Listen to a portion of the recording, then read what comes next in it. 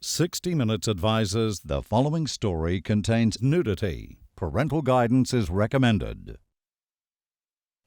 Imagine Australia's population crammed into a city the size of Wollongong. Now consider what it would be like if every single visitor brought along a friend or two.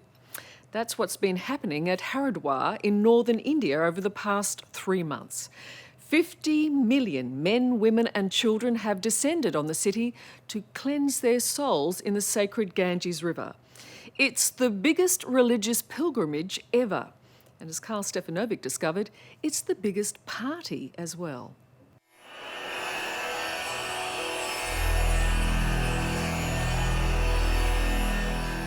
The pilgrims come in their millions to bathe in the sacred Ganges River, or Ganga as they call it. This is Haridwar in northern India, and day and night for 3 months, the extraordinary ritual continues. Joyous Hindus washing away their sins. It must be, judging by all those happy faces, Yes, a very, very good experience. very exhilarating. Very exhilarating. God gives you a second chance.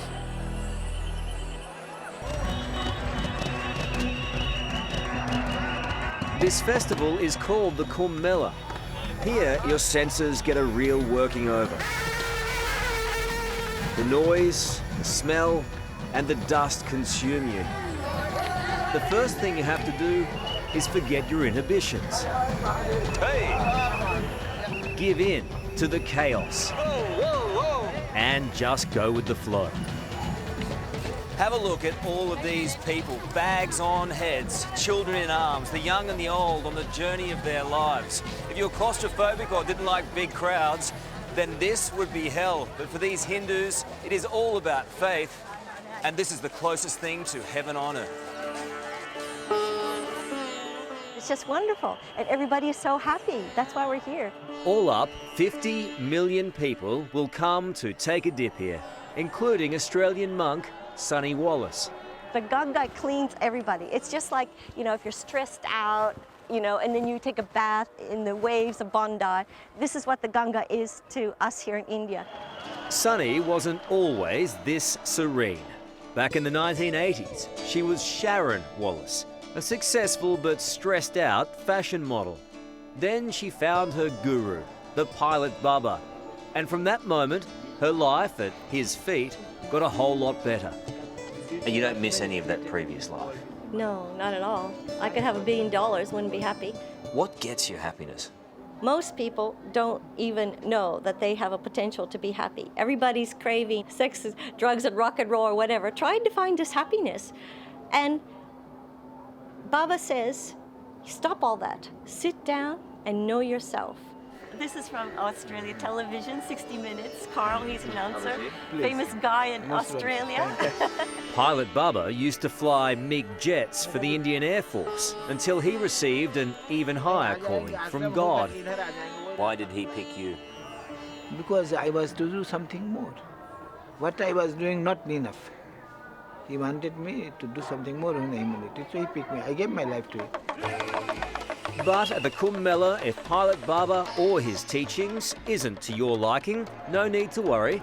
There are literally thousands of other sadhus, yogis and gurus to pick from.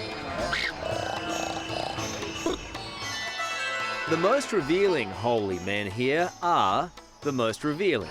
They're Naga Babas, Hindu priests who, for the duration of this festival, leave their lives of solitude and their clothes at home. And for added inner peace, they get quite a lot of illegal help. Well, they use marijuana, but I don't, and it's against the law in Baba's camp. But they do use it.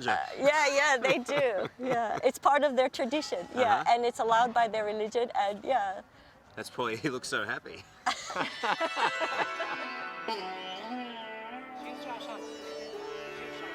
Now, there's a lot we can't show you of these naked, pot-smoking priests, like that many demonstrate their devotion by mutilating themselves. Others use other feats of physical strength. This one hasn't sat or laid down for the last 6 years. and plans to keep standing for the next 6 years. Further down the road, this Baba has held his right arm up in the air since 1973. It's now a deformed, useless limb, but he says he's proven his power to God. It's also not a bad earner for him. And what comes from living a life like that? What is the end result? To be self-realized, Enlightened. enlightened, yes. From its origins in the Himalayas, the Ganges winds its way for 2,500 kilometres through the Indian countryside. It's the lifeblood of this nation and has always been considered the holiest of rivers.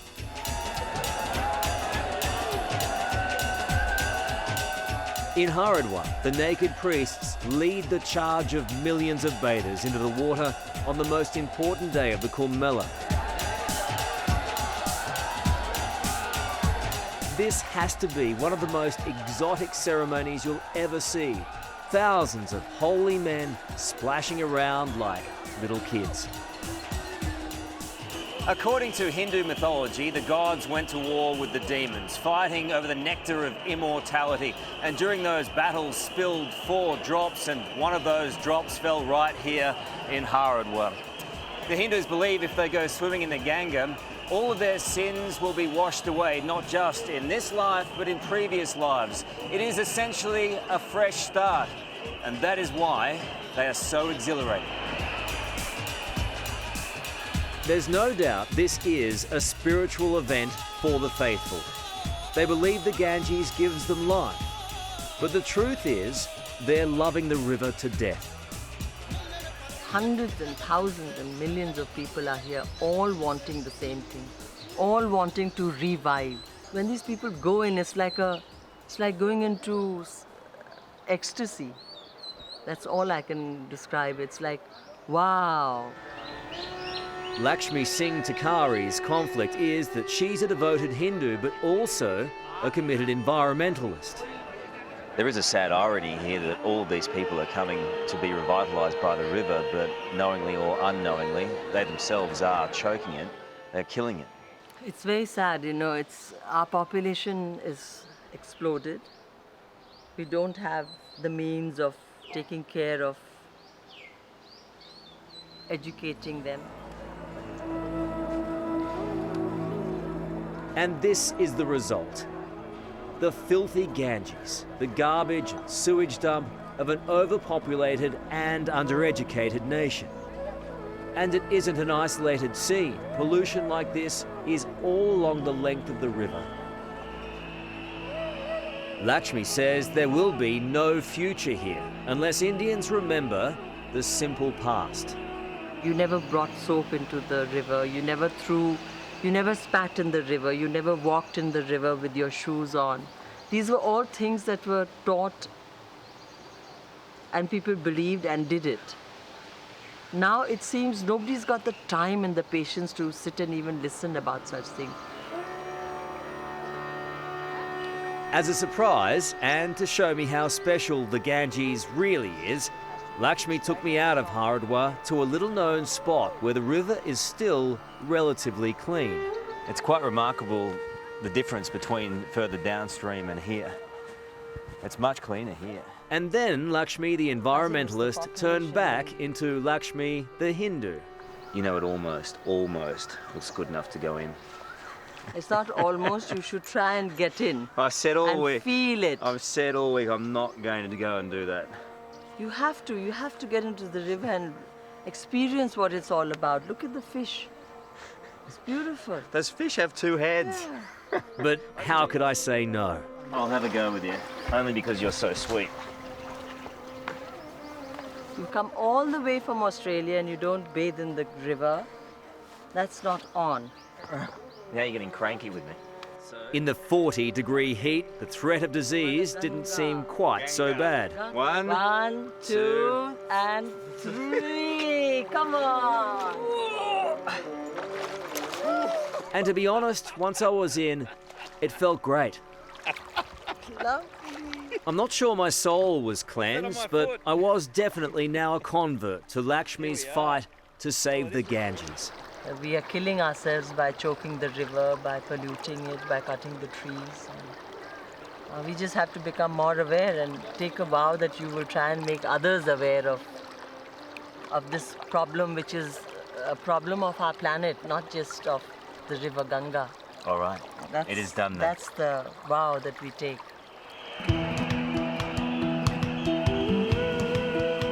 Back in Haridwar, the Kumbh Mela festival is coming to an end. Not that numbers in the main bathing area seem to be dwindling. It's been this busy day in and day out for 3 months.